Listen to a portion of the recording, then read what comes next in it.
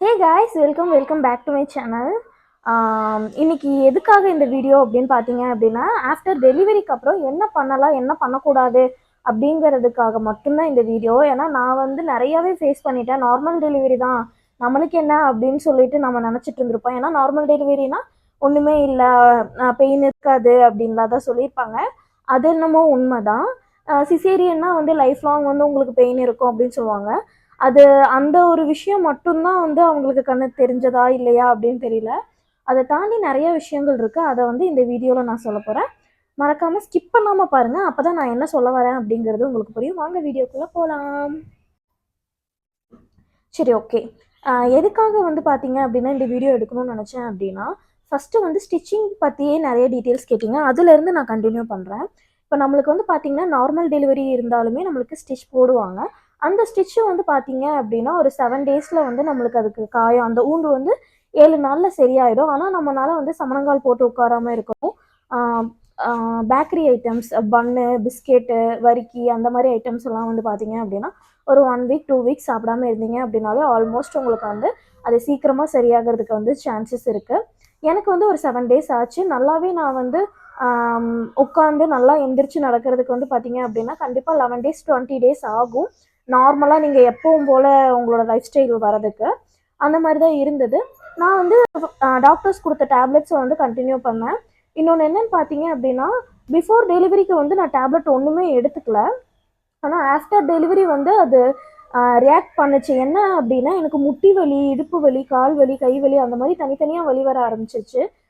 After டெலிவரிக்கு அப்புறமும் நம்ம வந்து அயன் டேப்லெட்லாம் எடுத்துக்கணும். அப்போ தான் வந்து பார்த்தீங்க அப்படின்னா நம்மளுக்கு ஸ்ட்ரென்த் இருக்கும். எதனால் இதை சொல்கிறேன் அப்படின்னு பார்த்தீங்க அப்படின்னா, நம்ம முதுகெலும்பு உருக்கி தான் வந்து நம்மளுக்கு வந்து தாய்ப்பால் சுரக்குது அப்படிங்கிற மாதிரி சொல்லியிருந்தாங்க. அப்போ நம்ம அந்த அயன் டேப்லெட் எடுத்துக்காத போது என்ன வந்து சைட் எஃபெக்ட் எனக்கு ஆச்சு அப்படின்னா, எனக்கு டெலிவரி ஆகி ஒரு 2 வீக்ஸ் வந்து பார்த்தீங்க அப்படின்னா பால் ஊறணுங்கிறதுக்காண்டி பூண்டு சாப்பிட்டேன். ஆல்ரெடி என்னோடய பாடி வந்து ஹீட் பாடி. அதனால தான் நான் வந்து ரியாக்ட் ஆயிருச்சுன்னு நான் நினச்சிட்டு இருந்தேன். பூண்டு ஹீட்டு, நம்ம சாப்பிட்டது ஹீட்டுக்கும் வந்து நம்ம பாடி ரொம்ப ஹீட் ஆகி நம்மளுக்கு வந்து மோஷன் போகிற இடத்துல வந்து ரொம்ப ஒரு மாதிரி டைட்டான மாதிரி ஆயிடுச்சு. அப்போ கஷ்டமாக இருந்துச்சு. அந்த டைமில் ஸ்டிச்சிங்கும் இருந்தனால எனக்கு ஃபஸ்ட்டு 1 வீக் வந்து ஸ்டிச்சிங் பெயின் அப்படின்னு தான் நான் நினச்சிட்டு இருந்தேன். யூஸ்வலாக வந்து இது வந்து டெலிவரிக்கு அப்புறம், நார்மல் டெலிவரிக்கு அப்புறம் ஒரு சிலருக்கு வந்து கால்சியம் குறைபாடுனால, ஐ மீன் கால்சியம்னா தண்ணி வந்து கம்மியாயிரும் உடம்புல. அப்போ அதை மெயின்டைன் ஆகாத டைமில் வந்து உங்களுக்கு மோஷன் போகிற பார்ட் வந்து டைட் ஆயிரும். அப்போ வந்து பார்த்தீங்க அப்படின்னா மோஷன் போகும்போது லைட்டாக வந்து ப்ளீடிங் ஆகும். போகிறதுக்கே வந்து ரொம்ப கஷ்டமாக இருக்கும். போனதுக்கு அப்புறமும் வந்து ரொம்ப எரிச்சலாக இருக்கும். இது வந்து எனக்கு வந்து டெலிவரிக்கு அப்புறம் இது நார்மல், கேர்ள்ஸுக்கு வந்து இது வந்துடும் அப்படிங்கிறது எனக்கு தெரியாது.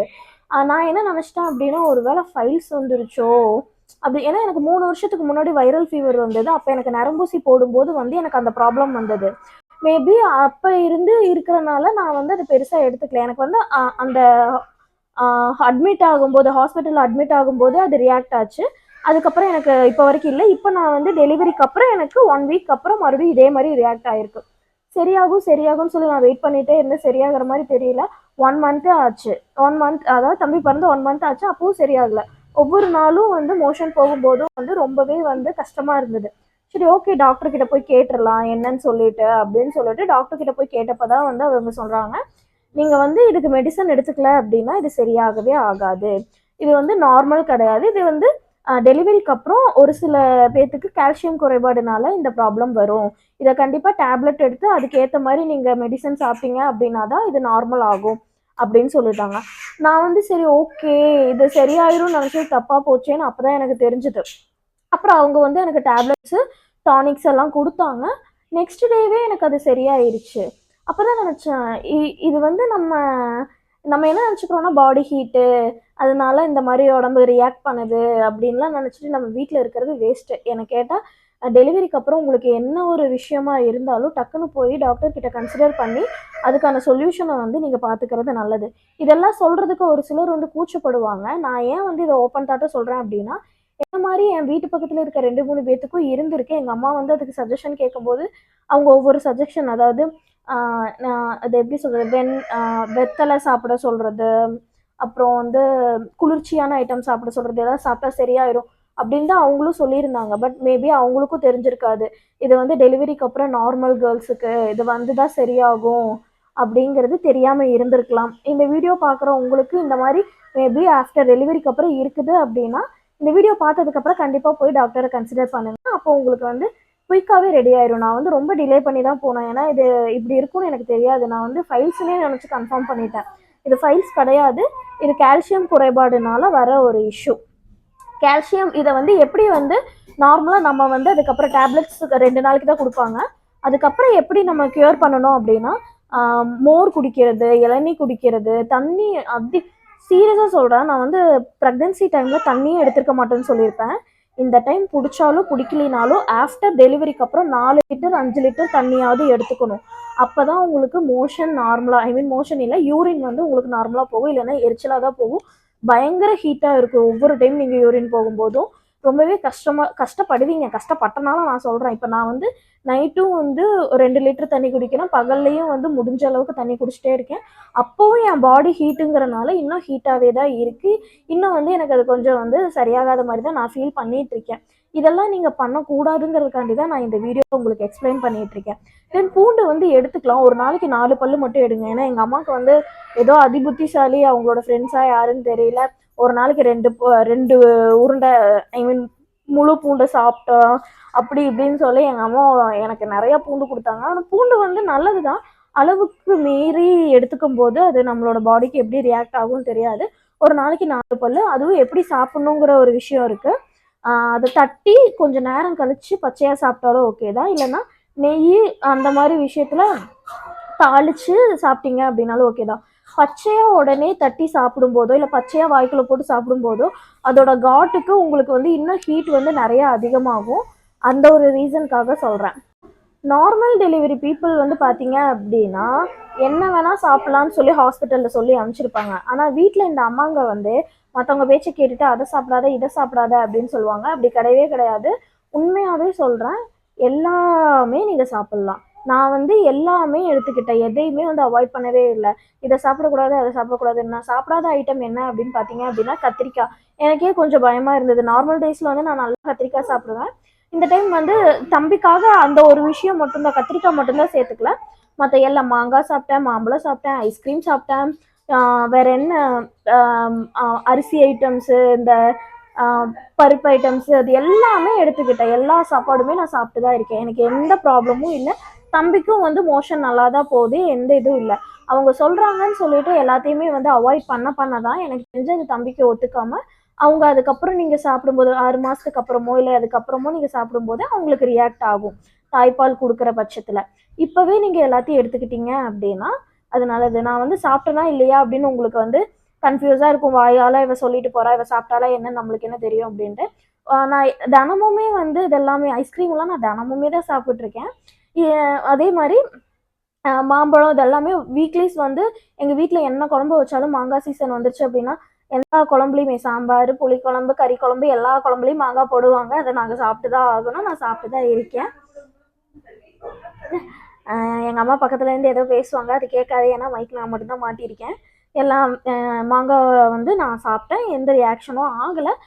இன்னொன்று வந்து என்ன வந்து புரதச்சத்து அதிகமாக எடுத்துக்க சொன்னனால எனக்கு என்ன சொன்னாங்க அப்படின்னா பிரானும் மீனும் வந்து அதிகமாக எடுத்துக்க சொல்லியிருக்காங்க. நான் இது 2மே அதிகமாக சாப்பிட்டது இல்லை. நார்மல் டேஸ்லேயே நான் சாப்பிட மாட்டேன். பட் இப்போ அது வந்து சாப்பிட்ணுன்னு சொல்லிட்டு யோசிச்சுட்ருக்கேன். எதுக்காக அப்படின்னா தம்பிக்கு வந்து மூளை வளர்ச்சிக்கு அது ஹெல்ப்ஃபுல்லாக இருக்கும் அப்படின்னு சொன்னாங்க. ஏன்னா பின்னாடி வந்து படிக்கலைன்னு சொல்லி பொத்துன்னு அடிக்காதீங்க, அதுக்கு இப்போ இருந்தே இதை சாப்பிடுங்க அப்படின்னு சொல்லியிருந்தாங்க. மேபி நம்ம வந்து புரதச்சத்து அதிகமாக எடுத்துக்கிறனால நம்மளோட ஃபீட் பண்ணும்போது அது மூலிமா அவங்களுக்கு வந்து அது மேபி நல்லதாக இருக்கலாம். இப்போ வந்து குழந்தைக்கு பிறந்து ஒரு 15 டேஸ் வந்து பார்த்தீங்க அப்படின்னா தம்பி வந்து என் வயிற்றுக்குள்ளே எப்படி இருந்தானோ அதே மாதிரி அதே பொசிஷனில் தான் இருப்பான். தூக்குனாலும் முட்டை மாதிரி ஆயிடுவான். வயிற்றுக்குள்ளே எப்படி இருந்தானோ அந்த மாதிரி தான் இருந்தான். அவன் வந்து இதுலேருந்து வெளியில் இப்போவுமே வந்து சம்டைம்ஸ் அந்த முட்டை மாதிரி தான் இருப்பான். வயிற்றுக்குள்ளே எப்படி இருந்தானோ அந்த மாதிரி தான் தூக்கும்போது அப்படியே சுருங்கிடுவாங்க. ஃபஸ்ட்டு டே வந்து அவங்க வெளியில் வந்தப்போ அவங்களுக்கு வந்து ஃபீட் பண்ணும்போது 10 ml அந்த அளவுக்கு தான் அவங்க வந்து எடுத்துக்க முடியும். ஏன்னா குட்டி வயிறு தானே, அவ்வளோதான் இருந்தாங்க. அதே மாதிரி மோஷன் வந்து பார்த்தீங்க அப்படின்னா வெளியில் வந்தோன்னே போயிட்டாங்க அப்படின்னா நார்மல். அப்படி போகலை அப்படின்னா 24 ஹவர்ஸில் அவங்க வந்து மோஷன் போகணும். எனக்கு வந்து தம்பி வந்து அன்னைக்கு ஃபஸ்ட்டு டே வந்து பார்த்தீங்க அப்படின்னா யூரின் ஒரே ஒரு டைம் தான் போனால், மோஷன் ஒரே ஒரு டைம் தான் போனால். இது வந்து 24 ஹவர்ஸ் ஆச்சு. எங்கள் அம்மா அதுக்கே வந்து பயந்துட்டாங்க. இந்த அம்மாங்கள்லாம் வந்து ரொம்பவே பயப்படுவாங்க. அவங்க பயப்படுறதும் இல்லாமல் நம்மளையும் சேர்த்து பயப்படுத்தி விட்டுருவாங்க. இது காமன். சரி, வாய் மூடு.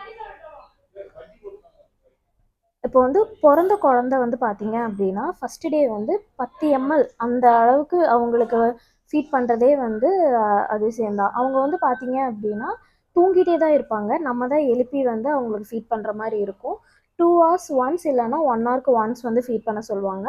அவங்க தூங்கிட்டு இருக்கிறனால எந்திரிக்கவே மாட்டாங்க. அதனால் கண்டிப்பாக வந்து காலில் சுண்டி விட சொல்லுவாங்க, இல்லைன்னா காதில் வந்து சுண்டி விட சொல்லுவாங்க. இதெல்லாம் பண்ணியுமே வந்து எனக்கு தம்பி எந்திரிக்கவே இல்லை. ரொம்ப கஷ்டப்பட்டு தான் தம்பியை வந்து எழுப்பி எழுப்பி ஃபீட் பண்ணுற மாதிரி இருந்தது. ஃபஸ்ட்டு டே வந்து பார்த்தீங்க அப்படின்னா தம்பி வந்து வெறும் 10 ml தான் குடித்தாங்க. மோஷன் வந்து பார்த்தீங்க அப்படின்னா அவங்க பிறந்தப்போ போனது தான் மோஷனு.